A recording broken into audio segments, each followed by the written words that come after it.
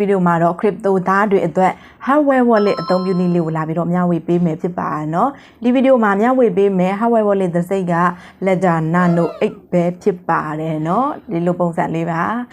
crypto သားတွေဆိုရင်တော့တွေ့ဖူးမယ်လို့တော့ထင်တယ် long term ကင်တဲ့လူတွေမဖြစ်မနေ hardware wallet ချိထားတင်တယ်ကိုပိုင် X ရှိထားတင်တယ်ပေါ့เนาะကိုပိုင် wallet ရှိထားတင်တယ်အဲဒါကြောင့်မလို့ဒီ video မှာ Ledger Nano 8လေးကိုလာပြီးတော့မျှဝေပေးတာပဲဖြစ်ပါเนาะအသုံးပြုနည်းလေးကိုလာပြီးတော့မျှဝေပေးတာပဲဖြစ်ပါရတယ် hardware wallet တွေကတစ်စိတ်တွေအများကြီးရှိတာပေါ့เนาะအဲ့ဒီထဲမှာအသုံးများဆုံးက Ledger တစ်စိတ်ပဲဖြစ်ပါတယ်အသုံးများတဲ့တစ်စိတ်ကိုဝယ်မယ်ဆိုရင်အချက်လက်တွေကိုကိုရှာရလွယ်တယ်ပေါ့เนาะတခုဆိုရင်လည်းပို့ပြီးတော့ဖြည့်ရှင်းရလွယ်တယ်ပေါ့เนาะဒါက Ledger Nano 8ပဲဖြစ်ပါတယ်เนาะ Ledger Nano 8ကြတော့သူကဘယ်လောက်ဈေးနှုန်းရှိတယ်လဲဆိုရင်ဘဏ်ငွေနဲ့တွက်မယ်ဆိုရင်9000ကျော်လောက်ရှိပါတယ်ဒီထက်သေးတဲ့ Ledger Nano 8ကြတော့ဘဏ်ငွေ3000ကျော်လောက်ရှိရပေါ့နော် Ledger Nano 8ကြတော့သူက mobile နဲ့သုံးလို့မရဘူးကွန်ပျူတာ laptop တွေနဲ့ပဲသုံးလို့ရတယ်ဒီ Ledger Nano 8ကြတော့သူက mobile phone နဲ့သုံးလို့ရတယ် Bluetooth နဲ့ချိတ်လို့ရတယ်ပေါ့နော်ပတ်စံအနေငယ်ပို့ပေးပြီးတော့ဒါဝယ်တာပို့ပြီးတော့ကောင်းတယ်ပေါ့နော်အဲ့တော့ဖွင့်ကြည့်ရအောင်နော်ဖွင့်ကြည့်အောင်အထဲမှာတော့ဒါလေးပါမယ်ပေါ့နော်ဒါလေးကတော့စောင်းနေထုတ်ထားပြီပေါ့နော်ဖွင့်ကြည့်လိုက်မယ်ပေါ့နော်อุ้ยဒီနေရာမှာပေါ့နော်ဒီနေရာကတော့ခုနကထုတ်လိုက်ပြီပေါ့နော်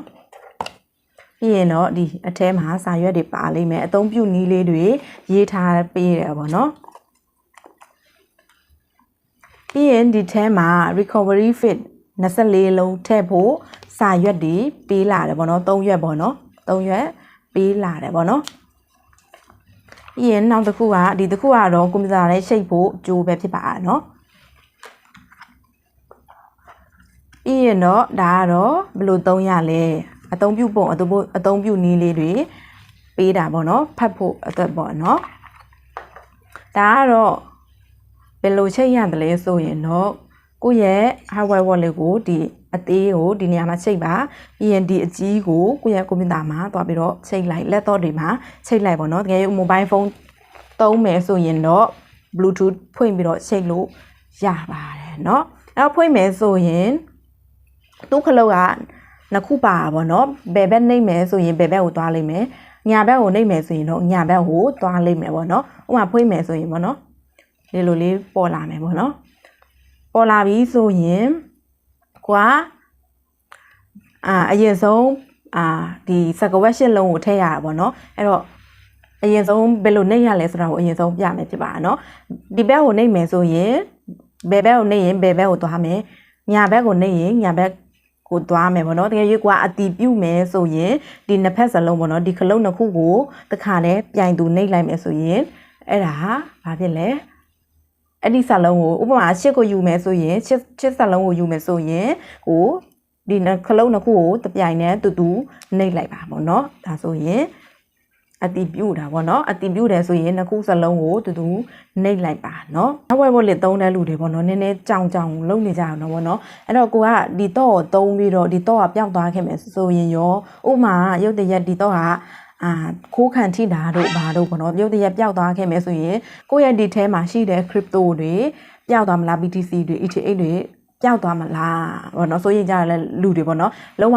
မပျောက်ဘူးပေါ့နော်ကိုယ့်ရဲ့စကဝက်တွေထည့်ခိုင်းလိမ့်မယ်ပေါ့နော် recovery fit လို့ခေါ်တယ်ပေါ့နော်အဲ့ဒါ24လုံးဒီထည့်ခိုင်းလိမ့်မယ်ပေါ့နော်ပေးလိမ့်မယ်ပေါ့နော်အဲ့ဒီ24လုံးကိုလုံးဝမေ့လို့မရဘူးပေါ့နော်စာအုပ်ထဲမှာရေးထည့်ထားပါပြီးရင်အလုံးခြုံဆုံးနေရမှာထားပါမိခန့်တစ်တာတွေမှာထည့်ပါပေါ့နော်မိခန့်တစ်တာမှာရှိတယ်ဆိုရင်လည်းမိခန့်တစ်တာမှာထည့်ပါမရှိဘူးဆိုရင်လည်းအဲ့ဒီ24လုံးကိုအလွတ်ကျက်ထားပါအလွတ်ကျက်ထားရင်ပို့ပြီးတော့အဆင်ပြေတယ်ပေါ့နော်မညံ့ကောင်းတဲ့လူတွေဆိုပေါ့နော်မညံ့မကောင်းတဲ့လူအတွက်တော့အသေးချာသိမ်းထားဖို့လိုအပ်တယ်ပေါ့နော်ဥပမာဒီတော့လေးကအခုခံထိတယ်ဆိုရင်ကွာဘာမှစိုးရင်စရာမလိုဘာဖြစ်လို့လဲဆိုရင်ကိုယ့်ရဲ့စကဝက်ဖြစ်တဲ့ recovery fit 24လုံးကိုတခြားလူကမသိဘူးဆိုရင်သူတို့ကဒီထဲကကိုယ့်ရဲ့ crypto တွေကိုယ့်ရဲ့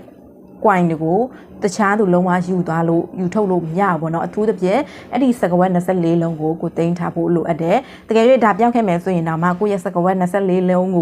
ကိုမှတ်မိတယ်ဆိုရင်ဒီ wallet အသစ်တစ်ခုကိုချက်ဝယ်ပြီးတော့ကိုယ့်ရဲ့စကဝက်24လုံးကိုပြန် ထဲ့မယ်ပြန်ပြီးတော့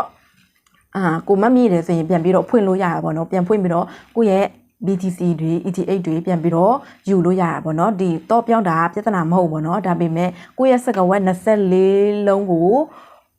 မပြောက်စေနဲ့ပေါ့နော်ပြောက်ခဲ့မယ်ဆိုရင်ဒါလုံးဝ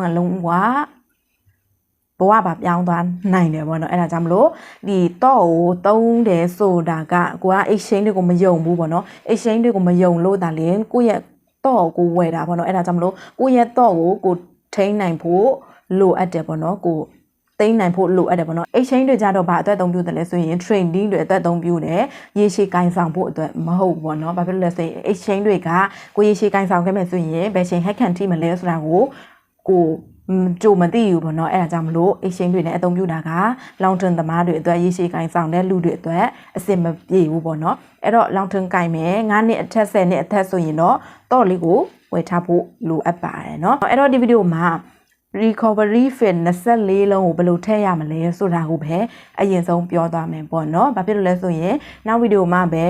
Bitcoin ကိုဒီ wallet ထဲကိုဘယ်လိုလွှဲထည့်ရမလဲဆိုတာကိုနောက်ဗီဒီယိုမှာပဲထပ်ပြီးတော့ပြောမယ်ပေါ့เนาะဗီဒီယိုတစ်ပုတ်ကိုအကြာကြီး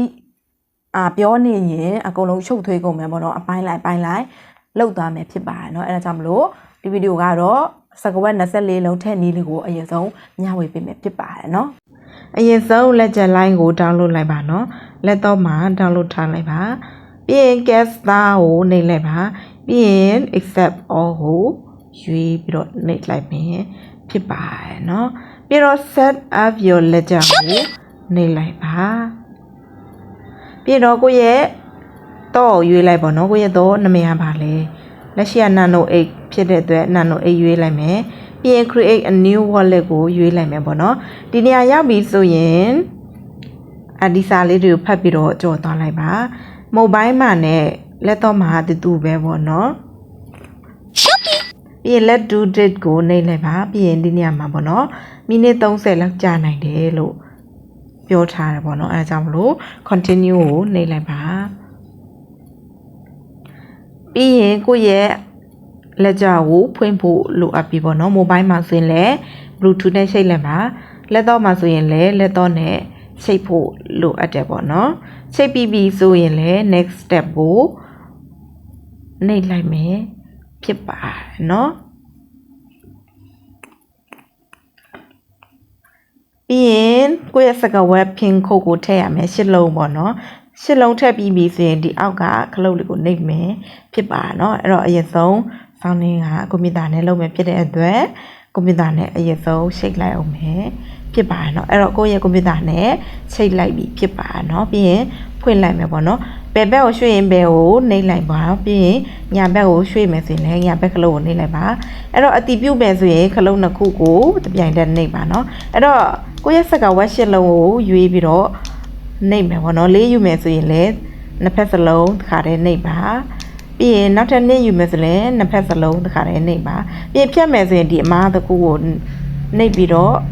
ဖြတ်လို့ရပါเนาะတပြိုင်တည်းနှိပ်ပြီးတော့ဖြတ်လို့ရပါเนาะအဲ့တော့ကိုထက်ပြီးပြီဆိုရင်နောက်တစ်ခါအတီးပြူးတဲ့စကွက်ရှစ်လုံးကိုမှန်အောင်ပြန်ရွေးပြီးတော့ထည့်ပေးပါเนาะထည့်ပြီးပြီဆိုရင်ပေါ့เนาะထည့်ပြီးပြီဆိုရင်တော့နောက်တစ်ဆင့်ကြတော့က recovery fit ကိုထည့်ရတော့မယ်ပေါ့เนาะစကွက်24လုံးကိုထည့်ရတော့မယ်ဖြစ်တယ်ပေါ့เนาะအဲ့ဒါကြောင့်မလို့ဘောပန်တွေကိုထားပါတော့ဘောပင်တွေရှာထားပါတော့ကိုကပြီးပြီဆိုရင်လည်းဒီပြင်ခုတ်လေးကိုအတီးပြူပြီးတော့ရှေ့ဆက်သွားမယ်ဖြစ်ပါเนาะစကားဝရှင်းလေးချက်လုံးပေါ့เนาะချက်လုံးပြီးပြီဆိုရင်ခြေကိုသွားမယ်ဖြစ်ပါเนาะခြေကိုသွားမယ်ဆိုရင်လည်းဒီနေရာမှာအတီးထပ်ပြူလိုက်ပေါ့เนาะတီးပြူပြီးပြီဆိုရင်ပြီးရင်က recovery fit ပေါ့เนาะစကားဝ24လုံးကိုစထည့်မယ်ထည့်ပြီးရင်တော့ဒီနေရာမှာအလားတူပဲထပ်ပြီးတော့အတီးပြုတ်မယ်ပေါ့နော်ပြီးရင်ကိုရှေ့ဆက်နှိပ်မယ်ပေါ့နော်ဒီစာတွေကိုဖတ်ကြည့်ပေါ့နော်ဖတ်ပြီးမှနှိပ်ပေါ့နော်โอเคဖတ်ပြီးပြီဆိုရင်တပြိုင်နက်နှစ်ခုစလုံးကိုတပြိုင်နက်နှိပ်လိုက်ပါတပြိုင်နက်နှိပ်လိုက်မယ်ဆိုရင်ကိုရဲ့စကားဝက်24လုံးကိုစပြီးတော့ ရေးရတော့မယ်ဖြစ်ပါเนาะနံပါတ်1စကားဝတ်ကြတော့ဒီစာလုံးပဲဖြစ်ပါเนาะဒီစာလုံးကိုကိုယ့်ရဲ့စာရွက်မှာရေးလိုက်ပါနံပါတ်1နေရာမှာရေးလိုက်ပါဒီ3ခုလုံးကိုဒီ3ရွက်လုံးကိုရေးလိုက်ပါเนาะရေးရှာပါเนาะနံပါတ်1ရေးပြီးပြီဆိုရင်နံပါတ်2နံပါတ်3နံပါတ်4 24လုံးပြည့်တဲ့အထိဆက်ပြီးတော့ရေးသွားပါเนาะကိုယ့်ရဲ့ recovery phase 24လုံးရေးပြီးပြီဆိုရင်ပြန်ပြီးတော့အတည်ပြုဖို့လိုအပ်တယ်ပေါ့နော်အဲ့တော့နံပါတ်1စာလုံးကိုရှာပေါ့နော်နံပါတ်1စာလုံးကဘာစာလုံးလဲကိုယ့်ရဲ့စကားဝတ်ပေါ့နော်ကိုယ့်ရဲ့ကိုရေးထားတဲ့ခုနကတော့ပေါ့နော်ခုနကတော့နံပါတ်1ကဘာလဲပြင်မှန်ကိုရွေးပြီးတော့အတည်ပြုလိုက်ပေါ့နော်ခလုံးနှစ်ချက်ကိုနှိပ်ပြီးတော့အတည်ပြုလိုက်မယ်ပြီးရင်နံပါတ်2လည်းအလားတူပဲအပြင်မှန်ကိုရှာပြီးရင်အတည်ပြုပေါ့နော်24လုံးမှန်အောင်အတည်ပြုရမယ်ဖြစ်ပါเนาะအတည်ပြုပြီးပြီဆိုရင်ကျမတို့ရဲ့ကွန်ပျူတာထဲမှာပြန်ပြီးတော့ခုနခလုတ်လေးပေါ့နော် PC အကြောင်းခလုတ်လေးကိုတွားပြီးတော့နှိပ်လိုက်ပါเนาะ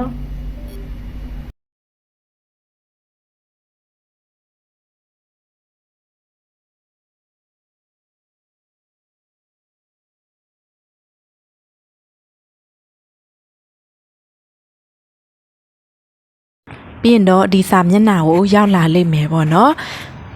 ကိုယ့်ရဲ့စကားဝတ်ချစ်လုံးဖင်ခုတ်ချစ်လုံးထည့်ပြီးဒါမှမဟုတ် recovery phase 24လုံးထည့်ပြီးမှကို application တော့ down ပြီးတော့စလို့လည်းရတယ်ဒါမှမဟုတ်ရင်လည်းအတူတူနှိပ်ရင်ထည့်ရင်လည်းအတူတူထည့်သွားရင်လည်းရတယ်ပေါ့နော်ပြီးရင် okay I'm done ကိုနှိပ်လိုက်ပါပြီးရင်တော့ဒီအောက်ကအဖြူရောင်လေးကိုနှိပ်လိုက်ပါပြီးရင်တော့သူမေးခွန်းတွေမေးလိမ့်မယ်ပေါ့နော်ဒီမေးခွန်းလေးတွေကိုကိုမှန်အောင်ဖြေပေါ့နော်ပြီးတော့ကိုရဲ့ crypto တွေကဘယ်မှာထိတာလဲပေါ့နော်ပြီးရင်တော့နောက်မေးခွန်းသူမေးလိမ့်မယ်ပြီးရင်တော့ဒီအောက်ကစကားလုံးကိုနှိပ်လိုက်ပေါ့နော်ပြီးရင် next question ကိုပြန်ရွေးလိုက်ပါပြီးရင်တော့ဒီမေးခွန်းလေးကိုဖြေလိုက်ပေါ့နော်မှန်အောင်ဖြေဖို့လိုတယ်ပေါ့နော်ဒါဆိုရင်တော့ပြီးသွားပြီဖြစ်ပါတယ်เนาะကိုယ့်ရဲ့လက်ကျနာနိုအိတ်ကို Bluetooth နဲ့ချိတ်လိုက်ပါเนาะအဲ့တော့ဒီဗီဒီယိုမှာဒီလောက်ပဲအရင်ဆုံးပြမယ်ပေါ့เนาะနောက်ဗီဒီယိုမှာပဲအပိုင်းတွေကိုဆက်ပြီးတော့ပြသွားမယ်ဖြစ်ပါတယ်เนาะဒါကတော့ mobile phone မှာပေါ့เนาะအမှန်တော့ sounding ကlaptop မှာလောက်တာပေါ့နော် laptop မှာ screenshot ရိုက်ဖို့မိသွားတယ်ပေါ့နော်အဲ့ဒါကြောင့်မလို့ mobile မှာပြန်ပြီးတော့ screenshot လာရိုက်ပြတာပေါ့နော်ဘာဖြစ်လို့လဲဆိုရင်တော့laptop နဲ့ mobile နဲ့ကအတူတူပဲပုံအော်တိုပြိုနေကအတူတူပဲပေါ့နော်ခုနက recovery phase 24လုံးကိုအသက်နိုင်ဆုံးကိုယ့်ရဲ့ဖုန်းမှာ screen မလျှော့ထားပါနဲ့ကိုယ့်ရဲ့ကွန်ပျူတာမှာလည်းမသိမ်းထားပါနဲ့ဘာဖြစ်လို့လဲဆိုရင် hardware wallet အသုံးပြုတယ်ဆိုတာက offline ဖြစ်အောင်အသုံးပြုတာပါ internet ပေါ်မှာရှိရင် hacker တွေ hack နိုင်တယ်ပေါ့နော်ဥပမာကျမတို့သုံးတဲ့ hot wallet ပေါ့နော် hot wallet ဆိုတာက MetaMask တို့ပေါ့နော် MetaMask တို့ဘာလို့ဆိုရင်ကွန်ပျူတာမှာရှိရင် hacker တွေ hack နိုင်တယ်ပေါ့နော်ဒါက cold wallet လို့ခေါ်တယ်ပေါ့နော် cold wallet ဆိုတာကြတော့ offline ဖြစ်တယ်ပေါ့နော် internet နဲ့ကင်းတယ်ပေါ့နော်ဒီထဲမှာရှိတယ်ဆိုတော့ internet မရှိဘူးပေါ့နော်ဒီထဲမှာ internet မရှိဘူးဖြစ်တဲ့အတွက် hacker တွေလုံးဝ hack လို့မရဘူးပေါ့နော်အဲကြောင့်မလို့ hardware wallet အသုံးပြုတဲ့လူတွေအများစုကျွမ်းကျင်တဲ့လူတွေအများစုကပြောတာပေါ့နော်ကိုယ့်ရဲ့ဖုန်းမှာ screenshot မထားပါနဲ့ပြီးရင်ကိုယ့်ရဲ့ကွန်ပျူတာမှာကိုယ့်ရဲ့ recovery phase 24လုံးကိုမသိမ်းထားပါနဲ့ပေါ့နော်ကိုယ့်ရဲ့ကွန်ပျူတာ hack ခံထိတာလို့ကိုယ့်ရဲ့ဖုန်း hack ခံထိတာလို့ဆိုရင်ကိုမှရှိတာအကုန်လုံးပါသွားနိုင်တယ်ပေါ့နော်ဒါကြောင့်မလို့ offline ဖြစ်အောင်စာရွက်နဲ့ပဲရေးပါလို့ကျွမ်းကျင်သူတွေကပြောကြတယ်ပေါ့နော်ဒါကြောင့်မလို့ဒီဗီဒီယိုကိုကြည့်တဲ့မိတ်ဆွေတို့တငယ်ချင်းတို့အားလုံးလဲပေါ့နော်ဂယုစိုက်သုံးဖို့လိုအပ်တယ်ပေါ့နော်ဘာဖြစ်လို့လဲဆိုရင်သုံးတတ်ရင်အကျိုးရှိသလိုမသုံးတတ်ရင်လည်းအကျိုးမရှိဘူးပေါ့နော်အဲဒါကြောင့်မလို့တေချာသိမ့်ဖို့လိုအပ်တယ်ပေါ့နော်အဲဒါကြောင့်မလို့ဒီဗီဒီယိုကိုစာကြည့်ရှုပေးတဲ့အတွက်အားလုံးကိုကျေးဇူးတင်ပါတယ်နော်ဘိုင်ဘိုင်